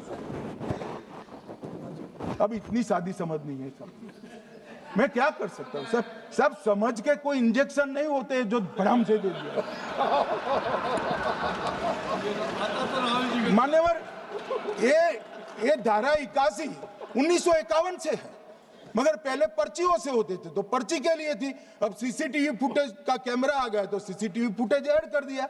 मान्यवर, उन्होंने कहा, और इस वक्त जब सीसीटीवी फुटेज जब प्रक्रिया में ऐड किया, तब स्पष्ट चुनाव आयोग ने कहा था कि सीसीटीवी रिकॉर्डिंग संवैधानिक दस्तावेज नहीं है, ये आंतरिक प्रबंधन है। किस चीज का आंतरिक प्रबंधन? कि चुनाव सीज होने के बाद कोई पुनः मतदान की अर्जी करता है कि भाई ये मतदान मथक में चुनाव ठीक नहीं हुआ, तो चुनाव आयोग जो निर्णय करता है वो सीसीटीवी फुटेज के आधार पर करता है। पहले मौखिक करता था, टेक्नोलॉजी आई, सीसीटीवी फुटेज स्वीकार कर लिया। अब ये आंतरिक प्रबंधन के लिए है मान्यवर। फिर भी चुनाव आयोग का जो निर्णय है मैं बताता हूं। उन्होंने कहा सामान्य जनता को एक्सेस होना चाहिए, रूल्स बनाया गया है, सामान्य व्यक्ति सीसीटीवी फुटेज उच्च न्यायालय में जाकर 45 दिन के अंदर ऑर्डर करा सकता है। अब ये कहेंगे 45 दिन में जजमेंट नहीं आएगा, मगर उच्च न्यायालय इतना ऑर्डर कर सकता है कि ये सीसीटीवी फुटेज आप डिस्ट्रॉय मत करना। मान्यवर, राजनीतिक दलों को एक्सेस देने का उन्होंने प्रावधान करा है, तो वो चुनाव को चैलेंज करे राजनीतिक दल 45 दिन के अंदर। ऑटोमेटिक जो चुनाव चैलेंज होता है मान्यवर, उसका सीसीटीवी फुटेज नियमों से हम चुनाव आयोग रिजर्व कर देता है। मान्यवर, ये प्रक्रिया कुछ पढ़ते नहीं। इसके बाद पॉलिटिकल एजेंटों को एक्सेस होनी चाहिए। पॉलिटिकल एजेंट भी मान्यवर हाईकोर्ट से इसको प्राप्त कर सकता है। अब करते कुछ नहीं, एक भी ना हाईकोर्ट में अर्जी करी ना चुनाव आयोग में करी, और सीसीटीवी फुटेज का बहाना लेकर बोलने लगे। अब इतने लाखों बूथों का सीसीटीवी फुटेज हर नागरिक मांगने लगा कोई कारण के बगैर, तो किस प्रकार से चुनाव आयोग दे सकता है? किस प्रकार से दे सकता है? यहां हुआ क्या है, सब प्राप्त करना चाहते हैं वो प्रेस कॉन्फ्रेंस करना। उनको लगता है कि मेरी प्रेस कॉन्फ्रेंस ये संवैधानिक प्रावधान के तहत होती है। ऐसा नहीं होता है। वे प्रेस कॉन्फ्रेंस जो करते हो जिन मुद्दों का, इसकी लीक कर अर्जी दे दो, टपक से मिल जाएगी सारी दिख, मगर अर्जी नहीं करते, कोर्ट में नहीं जाते हैं, चुनाव आयोग में नहीं जाते हैं, और चुनाव चोरी हो गया, चुनाव चोरी हो गया, चुनाव चोरी हो गया करते। मान्यवर, ऐसे नहीं चलेगा। इस देश को, लोकतंत्र को आप धूमिल नहीं कर सकते, और सबने सीखना चाहिए, और भाषण ढंग से तैयार करने का भी सीखना चाहिए। मान्यवर,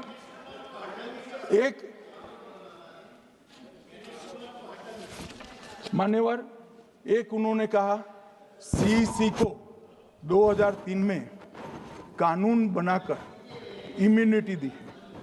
मान्यवर,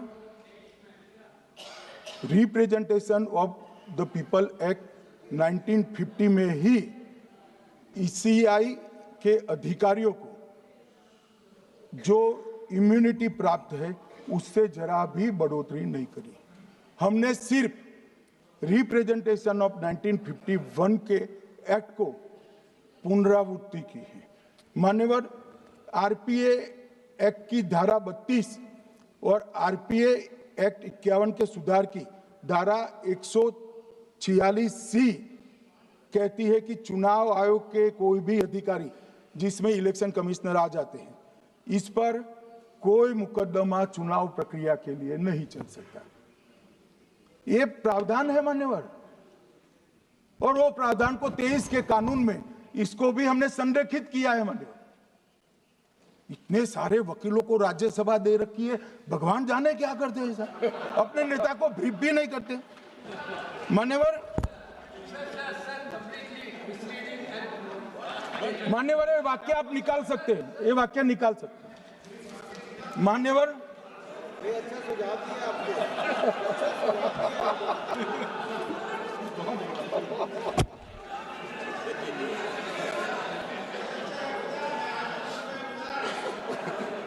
मान्यवर, फिर ये सब हो रहा कल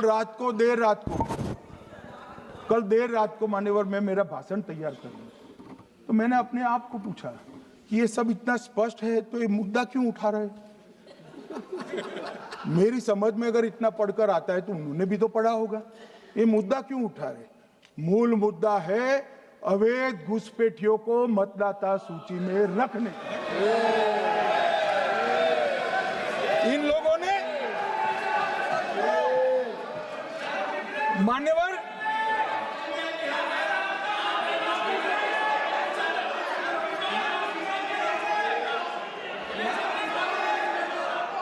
माननीय सदस्य, आपका भाषण भी सबने शांति से पूर्ण सुना है, आप भी सुनने की सामर्थ्य रखो। नहीं, आप सुनने की सामर्थ्य रखो। नो, प्लीज बैठिए, प्लीज बैठिए। सुनो, पूरा भाषण सुनो। आप जब बोलते हैं तो इधर भी सुनते हैं, आप इधर भी बोलते हैं, इधर सुने। गृह मंत्री इलेक्शन रिजल्ट के लिए बात हुआ था सर।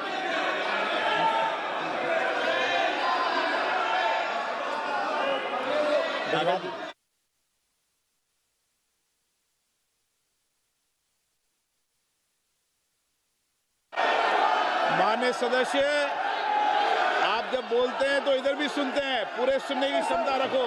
सर ये लोग डर गए हैं, जवाब नहीं सुन सकते हैं। इतना दिनों से देश के सामने में झूठ फैला करके इन्होंने गुमराह करके चर्चा मांगा। आज गृह मंत्री जी एक एक बात का जवाब दे रहे हैं, ये भाग गए, डर गए, सुन भी नहीं सकते ये। अगर ये सुन नहीं सकते हैं, इतना दिनों से संसद का समय बर्बाद क्यों किया? अगर सच्चाई नहीं सुन सकते तो इतना दिनों तक सड़कों पर संसद का समय लोगों को भ्रम फैला करके क्यों समय बर्बाद किया? ये दिखा रहे, हमको मालूम था ये भागने वाले हैं। सच्चाई को सुनना चाहिए, सच्चाई को सुनना चाहिए। और जब सच्चाई सामने में आया तो डर गए, सुनने का कैपेसिटी तक नहीं है और इतना गुमराह किया। पिछले सेशन का पार्लियामेंट सेशन इन्होंने तबाही किया, मॉनसून सेशन को भी इन्होंने बर्बाद किया इसी मुद्दे पर, और ये हमारे शीतकालीन समय को भी इन्होंने 2 दिन बर्बाद किया। आज बारीकी से जब बता रहे थे ये लोग भाग गए, ये तो ठीक नहीं है।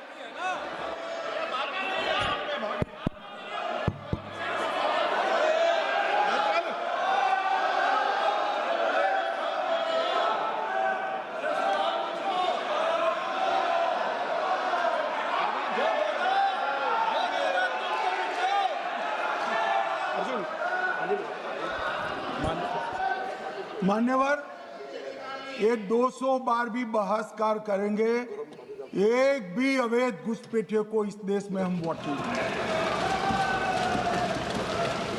ये हमारे एनडीए का पॉलिसी है मान्यवर। डिटेक्ट मतलब ढूंढो, डिलीट करो, मतदाता सूची में नाम काटो और उनको डिपोर्ट करो। हम संवैधानिक प्रक्रिया कर डिटेक्ट, डिलीट और डिपोर्ट ये पूरा करेंगे। ये क्यों सदन छोड़कर भाग गए? मैं इनके सामने तो कोई बात भी नहीं कर रहा था, ना कांग्रेस पार्टी के सामने बात कर रहा था। मैं तो बात कर रहा था घुसपैठियों को देश के बाहर निकालने की। अब ये तो देखिए साहब, अगर मैंने इतने सारे आरोप करे श्री जवाहरलाल नेहरू पर, इंदिरा गांधी पर, इनके पिताजी पर, सोनिया जी पर, तब भागते तो लाजिम था। ये घुसपैठियों को लिए भाग गए क्योंकि उनकी हमारी पॉलिसी है डिटेक्ट, डिलीट और डिपोर्ट। उनकी पॉलिसी है नॉर्मलाइज कर दो घुसपैठ को, उसके बाद में मान्यता प्रदान कर दो और चुनाव में मतदाता सूची में डालकर फॉर्मलाइज कर दो। मगर साहब ये लंबे समय तक नहीं चलना। मैं मेरे मन से मानता हूं, मेरे पार्टी के सिद्धांत तो है ही, मगर मैं मानता हूं कि जनसांख्यिकी में इतना बड़ा परिवर्तन देश के लिए बहुत बड़ा खतरा है। यह देश एक बार जनसांख्यिकी के आधार पर बढ़ चुका है और हम नहीं चाहते कि आने वाली पीढ़ी ये देश के भी बंटवारे दिखे। इसलिए ये बहुत जरूरी है कि इस देश से घुसपैठ को रोकना पड़ेगा। मान्यवर, ये कहते हैं कि घुसपैठ हो रही है, भारत सरकार की जिम्मेदारी नहीं है। मान्यवर, मैं आज बताना चाहता हूं, घुसपैठ हो रही है भारत बांग्लादेश की सीमा से। वहां पर कुल 2216 किलोमीटर बॉर्डर है, इसमें से 1653 किलोमीटर बॉर्डर बन चुकी है और 563 कहां बाकी रही है मान्यवर मालूम है? केवल और केवल एक राज्य बंगाल। आसाम का पूरा हो गया, मेघालय का पूरा हो गया, त्रिपुरा का पूरा हो गया, जम्मू कश्मीर का पूरा हो गया, पंजाब का पूरा हो गया, राजस्थान का पूरा हो गया, गुजरात का पूरा हो गया। खाली बंगाल का बाकी रखा है। और मैं आज कहना चाहता हूं टीएमसी के लोगों को भी, ये राहुल जी के साथ में रहकर घुसपैठिया बचाओ यात्रा बिहार में निकली, साफ हो गए।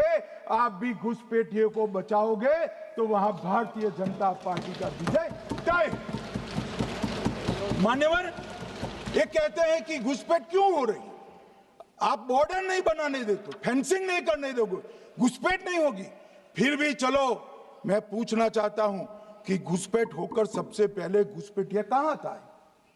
कहां आता है? तो गांव में आता है। पटवारी को मालूम नहीं पड़ता, गांव के थाने वाले को मालूम नहीं पड़ता। इसकी मतदाता सूची में नाम डालने के लिए आधार कार्ड कहां बनता है? वहीं बनता है। उसका राशन कार्ड कहां बनता है? बंगाल में बनता है। और मतदाता सूची में कौन सी मतदाता सूची में ऐड होता है? तो बंगाल में होते। आपकी कोई जिम्मेदारी नहीं है। मान्यवर, ये देश के भविष्य और सुरक्षा के साथ खिलवाड़ कर रहे। कभी कभार चुनाव तो जीत जाओगे घुसपैठियों के आधार पर, परंतु इस देश की सुरक्षा को आप ताक पर रखो। मैं आज कहना चाहता हूं मान्यवर, बिहार की जनता ने एक बहुत महान फैसला किया है, घुसपैठिया बचाओ यात्रा के खिलाफ जनादेश दिया। और बंगाल भी ये करने जा रहा है मान्यवर, आने वाले दिनों में करेंगे, उनको मालूम नहीं है। मान्यवर, मैं कल राहुल गांधी जी ने एक विषय कहा था कि सारी संवैधानिक संस्थाएं आपने करप्ट कर दी। मैंने पूरा बताया कि चुनाव आयोग की नियुक्ति के पहले क्या नियम थे। उन्होंने कहा कि महत्वपूर्ण पद पर आरएसएस की विचारधारा के लोग रख लिए जाते हैं। तो इसमें क्या आपत्ति है भाई? क्या इस देश में कोई कानून बना है कि आरएसएस की विचारधारा वाले हैं उनको कोई महत्वपूर्ण? अरे इस देश का प्रधानमंत्री आरएसएस की विचारधारा वाला है, इस देश का गृह मंत्री आरएसएस की विचारधारा वाला है, और जनादेश से बनकर आए, आपकी कृपा से बनकर नहीं आए मान्यवर। मगर उन्होंने क्या किया था वो मैं फिर बताना चाहता हूं। 1969 में इस देश का राष्ट्रपति का चुनाव हुआ। 1969 में इंदिरा जी अपनी पार्टी के अंदर ही संघर्ष करती थी। पार्लियामेंट्री बोर्ड ने राष्ट्रपति के चुनाव के प्रतिनिधि के रूप में कांग्रेस पार्टी का अधिकृत उम्मीदवार बनाया श्री संजीव रेड्डी को। और इंदिरा जी ने प्रधानमंत्री रहते हुए अपने पार्टी के मैंडेट को ही डिफाई कर कहा कि राष्ट्रपति का चुनाव में वोटिंग अंतर आत्मा की आवाज से करनी चाहिए। और उन्होंने श्री वीवी गिरी को प्रत्याशी बनाया मान्यवर। और फिर हुआ क्या? अल्पमत में थी वो। संजीव रेड्डी जी के वोट ज्यादा थे। जीतने के लिए उन्होंने कम्युनिस्टों से समाधान किया और इस देश की सारे संस्थान पर, शिक्षा संस्थान पर, महत्वपूर्ण संवैधानिक पद पर कम्युनिस्टों को बिठाने का काम ये इंदिरा गांधी जी ने। और वहीं से इस देश के विमर्श को बदलने का काम किया है, वहीं से किया है। वामपंथी विचारधारा इस देश के प्रकृति को, इस देश के स्वभाव को, इस देश की जनता को स्वीकार्य नहीं है और इसीलिए वामपंथी लुप्त हो गए मान्यवर। उन्होंने इस देश के युवा धन को वामपंथी विचारधारा पर डाइवर्ट करने का काम किया है, जो 2014 से फिर से नरेंद्र मोदी जी ने इसको एक अच्छी तरीके से, लोकतांत्रिक तरीके से परिष्कृत करने का काम कर रहे हैं मान्यवर। और ये कह रहे हैं कि आरएसएस के विचारधारा वालों को रखते हैं। कोई ऐसा कानून नहीं है मान्यवर कि आरएसएस की विचारधारा वाला व्यक्ति कोई, आरएसएस की विचारधारा क्या है? देश के लिए मरना ही आरएसएस की विचारधारा। देश को समृद्धि के परम शिखर पर ले जाना ही आरएसएस की विचारधारा है। देश की संस्कृति का झंडा बुलंद करना ही आरएसएस की विचारधारा। ये क्या समझाते हैं? हम ऐसे मान लेंगे? हम नहीं डरते साहब किसी से, हम नहीं डरते। मैं मेरी ही बात करता हूं। मैं तो 10 साल का था और नारे लगाता था, आसाम की गलियां सुनी है, इंदिरा गांधी खूनी है। हम तो वहां से लड़ते लड़ते आए हैं, हम नहीं डरते मान्यवर। और मान्यवर, इन्होंने कहा कि वोट चोरी से जीतते हैं, वोट चोरी से नहीं जीते हैं। आपने सर्जिकल स्ट्राइक का विरोध किया इसलिए हम जीते हैं, आपने एयर स्ट्राइक का विरोध किया इसलिए जीते हैं, आपने 370 हटाने का विरोध किया इसलिए जीते हैं, आपने राम मंदिर बनाने का विरोध किया इसलिए जीते हैं, आपने घुसपैठियों को हटाने का विरोध किया इसलिए जीते हैं, आपने सीएए का विरोध किया इसलिए हम जीते हैं, आपने ट्रिपल तलाक हटाने का विरोध किया इसलिए जीते हैं, और अब 1 नेशन 1 इलेक्शन का विरोध कर रहे हो इसलिए हम फिर से जीते हैं। माननीय 60 करोड़ गरीबों के घर में इस देश के प्रधानमंत्री जी ने घर पहुंचाया, गैस पहुंचाया, पानी पहुंचाया, शौचालय पहुंचाया, 5 किलो अनाज मुफ्त पहुंचाया और 5 लाख तक की दवाइयां मुफ्त कर दी। क्या समझते हैं कि वोट चोरी कर कर जीते हैं? इस देश के इंफ्रास्ट्रक्चर को 40 साल देख लीजिए और हमारे 11 साल देख लीजिए, इंफ्रास्ट्रक्चर को 3 गुना बढ़ाने का काम हमारे प्रधानमंत्री नरेंद्र मोदी, और इसलिए जनता हमें जिताती है। और मैं तो अभी भी कहना चाहता हूं, चले गए हैं मान्यवर, मैं अभी भी कहना चाहता हूं, यार कांग्रेस पार्टी तुझे टिकट तो देती नहीं है मान्यवर, मैं अभी भी कहना चाहता हूं, एसआईआर का विरोध करोगे तो बिहार की जगह बंगाल और तमिलनाडु में भी साफ। मान्यवर, इस 140 करोड़ की जनता का जनादेश ईश्वर का आदेश होता है। हमारे यहाँ तो कहते हैं ना कि जनता ही जनार्दन होती है, तो जनता का फैसला श्री कृष्ण का फैसला होता है, जनार्दन का फैसला। और वो जनता के फैसले को ये लोग वोट चोरी इस तरह की भाषा का प्रयोग करते हैं। जनता देख रही है, जनता आंख मूंद कर नहीं बैठी। मान्यवर, मैं तो धन्यवाद करना चाहूंगा हमारे पार्लियामेंट्री अफेयर्स मिनिस्टर का कि इन्होंने तो एक अलग रास्ता कर एसआईआर पर चर्चा कर ली, वरना इनका झूठ एक तरफा जनता में जा रहा था। आज आपने भी मुझे इतना विपुल मात्रा में समय दिया, जरूरत पड़ी वहाँ प्रोटेक्शन भी दिया, मुझे संरक्षण दिया, इसलिए मैं आपका भी धन्यवाद करना चाहता हूँ। और अंत में फिर से एक बार श्री राहुल गांधी के भाषण लिखने वालों को कहना चाहता हूँ कि तथ्य ढंग से ढूंढ कर लिखे, इनकी यहाँ पर तकलीफ होती है।